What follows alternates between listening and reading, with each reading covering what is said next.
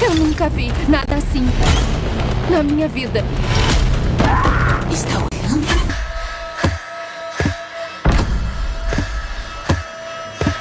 Fala pessoal, bem-vindos a mais um vídeo do canal.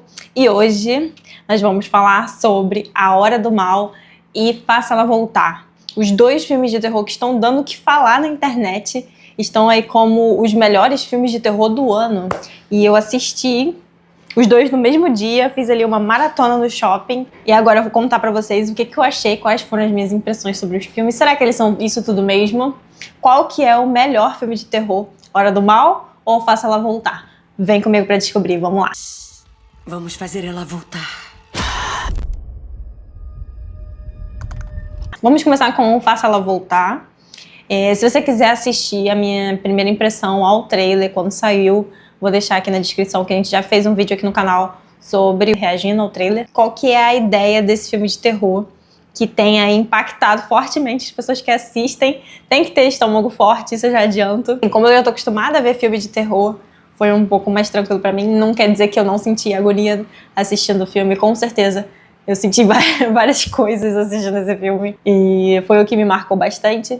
Mas Faça Ela Voltar vai contar a história da Piper e do Andy, que eles se veem ali numa situação complicadíssima, que é encontrar o próprio pai morto no banheiro, ali no chuveiro. E a partir daí eles precisam passar para um lar adotivo, os dois. A Piper, ela é deficiente, ela tem a visão parcial, então ela vê tudo embaçado, em formas, ela não enxerga muito bem. Já o Andy, ele é mais velho, é o irmão mais velho e tem ali as suas problemáticas com relação ao pai. Os dois, eles vão parar na casa da Laura, em uma casa super esquisita da floresta. E ela, além disso, ela perdeu a filha dela, Cat, morreu afogada. E ela não mora sozinha, a Laura mora com o Oliver. Ela tem também ali um filho adotivo, o Oliver, que é muito estranho, muito suspeito. Agora eles são sua irmã e seu irmão, Oliver. O Oliver perdeu a família como vocês. Ele precisa de cuidados especiais. E a história vai se desenrolar ali dentro, né, dessa nova casa, com essa nova perspectiva ali dos irmãos, com o Oliver e com a Laura. A gente vai descobrir que a Laura guarda segredos super estranhos nessa casa, que tem relação ali com o ritual. E esse filme vai falar muito sobre luto, sobre como lidar com a perda, no caso da Laura, que perdeu a filha dela afogada. E conforme vai passando ali, né, a gente vê situações super esquisitas com o Oliver, a Laura tramando ali pro Andy, que tem 17 anos. Falta 3 meses pra ele fazer 18 anos, então a ideia do Andy é tipo, vou fazer 18 anos e então eu vou ter a guarda da minha irmã e a gente não vai precisar mais morar com a Laura. Mas a Laura, obviamente, não iria deixar que isso acontecesse tão facilmente, porque ela precisa da Piper ali para ela concluir um ritual sinistro, onde o Oliver é a principal peça desse quebra-cabeça para que esse ritual aconteça e traga a Cat de volta. Como você lidou com a morte da Cat? Não lidei. Pontos fortes de Faça Ela Voltar.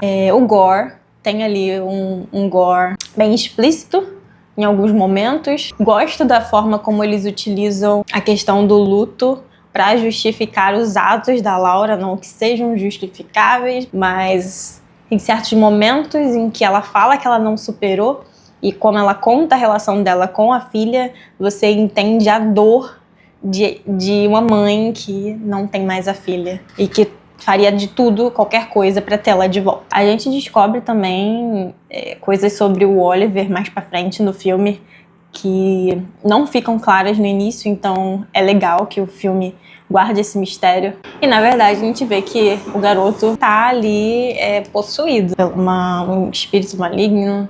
E que é engraçado como a Laura fala, eu conversei com um anjo e esse anjo vai me ajudar a trazer ela de volta. E ela começa a fazer atrocidades com o Andy, com a Piper, para que ela consiga a guarda deles e que ela consiga concluir o ritual até o final. Escuta, vou te contar um segredo.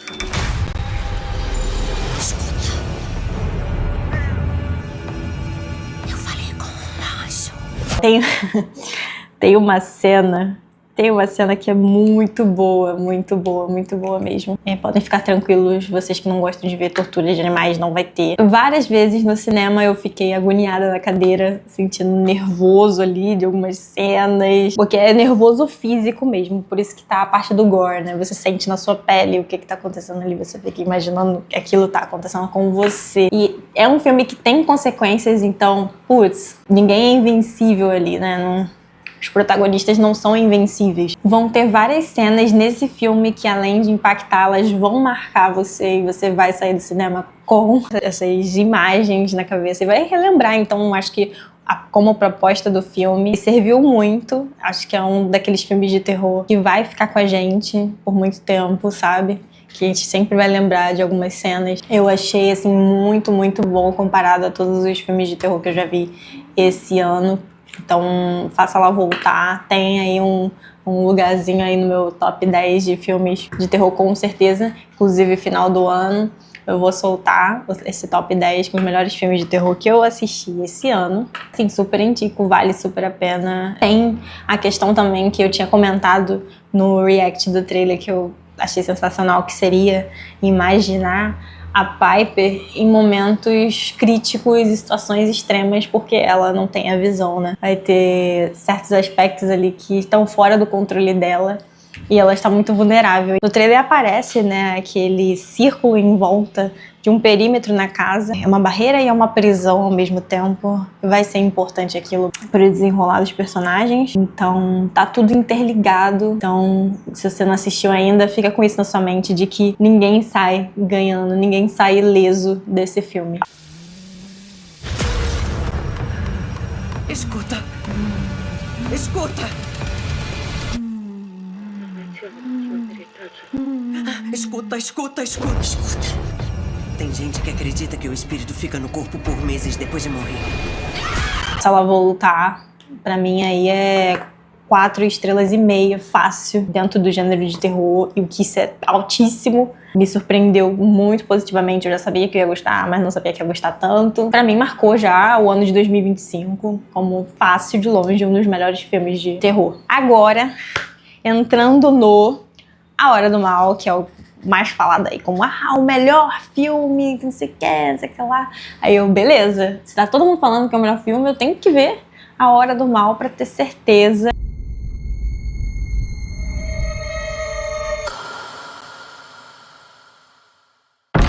Vai tratar ali do mistério do desaparecimento de 17 crianças ali numa região próxima, numa cidade, né? Essas 17 crianças fazem parte da mesma turma na escola e todas elas desaparecem ao mesmo tempo, de madrugada, 2h17, ali em ponto. Elas simplesmente saem de suas camas, descem as escadas e saem das casas correndo pela rua em direção à escuridão, sem nenhum motivo, por livre e espontânea vontade. Estamos falando de 17 crianças da mesma turma.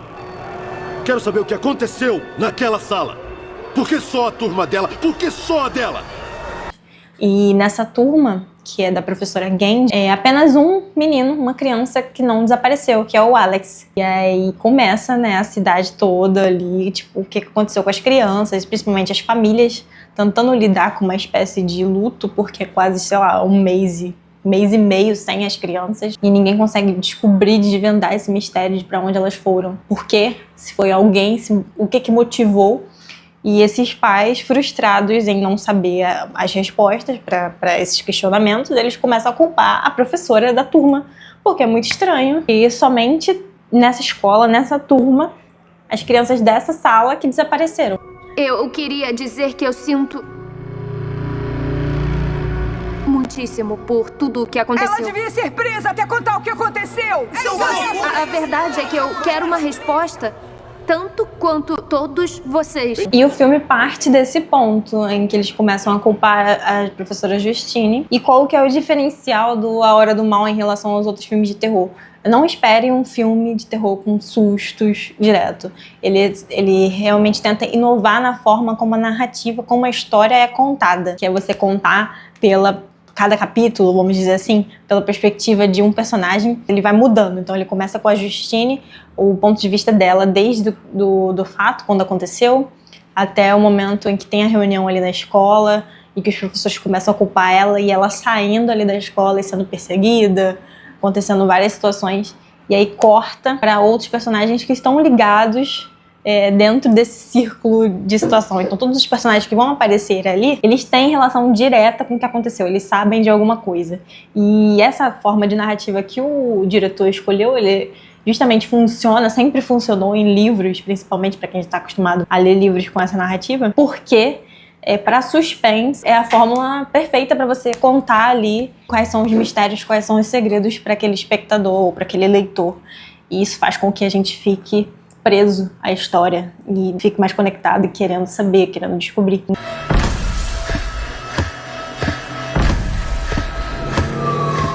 Então, é um filme de terror, sim, mas ele é mais ainda suspense, pra mim, ao meu ver, na minha opinião. Ele é mais suspense do que terror. Aí, nos pontos de vista, a gente tem o da professora Justine, de um dos pais de uma das crianças desaparecidas. A gente tem o ponto de vista do amigo da Justine, que também trabalha ali na escola.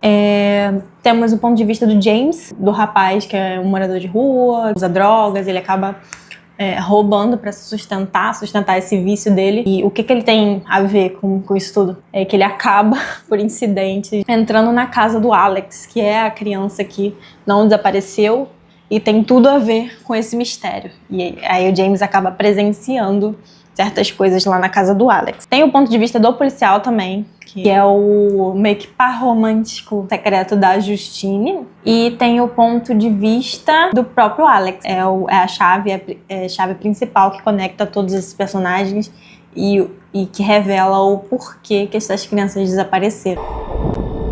Essa é uma história real. Aconteceu bem aqui na minha cidade. Muitas pessoas morrem de formas estranhas nessa história. Mas não vai achar notícia sobre isso. Tem alguma coisa muito, muito errada acontecendo. Achei, assim, genial a forma que o diretor escolheu passar essa história, contar essa história. Eu acho que funciona super, assim, a fórmula para o sucesso é esse tipo de narrativa. Quando bem contada e bem escrita, a personagem que está ali, que tem relação com esse ritual, ela é muito caricata, ela é muito específica, né? As vestes, o jeito dela de agir, ela parece um palhaço, na verdade, né? Ela usa uma peruca laranja, é a tia-avó do Alex. Enfim, é angustiante ver o ponto de vista do Alex, ver o que ele passa, o que ele tá passando, como uma criança tão nova, tem que guardar todos esses segredos pra ele e fazer o que tá acontecendo, porque ele não tem outra escolha. Outra curiosidade foi que o diretor, ele se inspirou num caso real pra contar essa história do A Hora do Mal. Então, aquela pose que a gente vê no pôster, vou jogar aqui, das crianças correndo pela rua, aquela pose foi inspirada num caso que aconteceu da Guerra do Vietnã, de uma foto emblemática de uma criança que foi queimada e que ela estava ali correndo aos prantos porque a cidade dela foi bombardeada, né, atingida. Ele quis ali meio que se inspirar nesse fato, nesse caso real, e ao mesmo tempo nos casos de terrorismo que acontecem nos Estados Unidos, em escolas. Então, como que as famílias lidam com o luto, com a perda dos seus filhos, né, em ambiente escolar. Um fato interessante é que eu ri nesse filme. Então, tem momentos ali cômicos. Na sessão que eu tava também riram, então é um filme mais descontraído, apesar de não ser uma comédia, não é pra ser uma comédia, mas as reações são mais realistas, o que faz também a gente ter ali empatia, se importar com aqueles personagens e rir também quando acontecem coisas inusitadas. Esse filme se assemelha muito com os gêneros de filme de terror de zumbi. Inclusive tem ali não é easter egg, mas é mais uma informação. Em um momento do filme, agora eu não vou lembrar quem tá assistindo TV nesse momento, mas na TV tá passando ali uma reportagem, um documentário falando sobre os insetos que são acometidos pelo fungo Cordyceps, que é aquele, pra quem gosta de The Last of Us, viu a série ou jogou os jogos, Cordyceps é um fungo que ele vai atingir ali o hospedeiro, como se fosse uma espécie de zumbi ali sendo controlada pelo fungo. É uma analogia total ali que o filme deixa bem escancarado sobre como as pessoas estão sendo controladas. É alguém tirando vantagem deles pra se beneficiar. Não vou dar spoiler, então, gente, nesse vídeo não vai ter spoiler. Eu tô me segurando aqui pra não contar.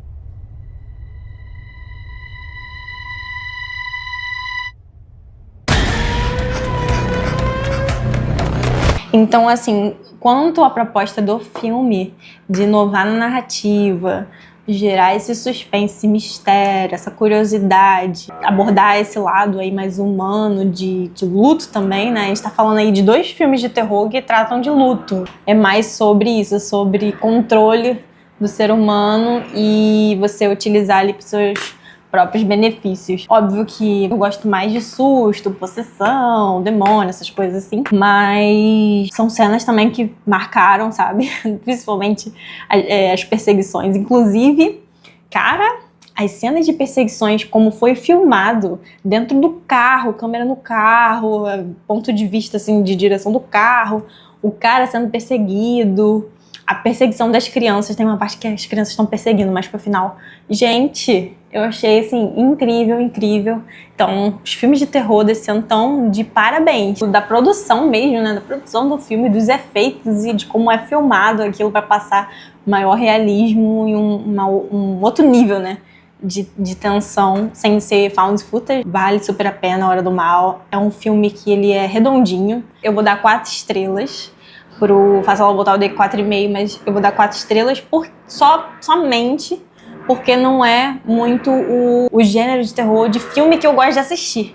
Eu acho que como livro, A Hora do Mal seria sensacional, até porque eles iam se aprofundar mais no ponto de vista da narrativa dos personagens. Então, assim, uma história que eu leria e ficaria tipo, caraca, alucinada. Mas como filme, ele é muito bom, só que não é o terror que eu gosto de assistir, sabe? Faça Ela Voltar pra mim foi melhor do que A Hora do Mal. Tá num gênero que mexe mais com o meu coraçãozinho, que é de deixar você tenso na cadeira, pra você ficar agoniado e ficar, caraca, que merda, olha só. Olha essas cenas, olha o que tá acontecendo, que agonia. É um filme que me deixou mais agoniada, eu vou dizer. Não tem também, saltos de susto. Também não é isso, não é sobre isso. Mas, cara, não tenho o que reclamar. Acho que foi sensacional. E isso até agora, né? Porque agora, no mês de setembro, temos Invocação do Mal 4. E a partir daí, setembro, outubro, novembro, é só filmaças de terror. E eu vou estar aí acompanhando pra no final do ano trazer o top 10 dos filmes de terror. Tô muito ansiosa. Como eu disse, 2025 realmente é o ano do filme de terror, do suspense, do thriller. Pra onde você foi?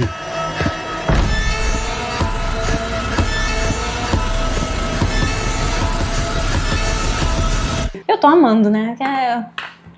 Tô me acabando. Deixa aqui embaixo nos comentários.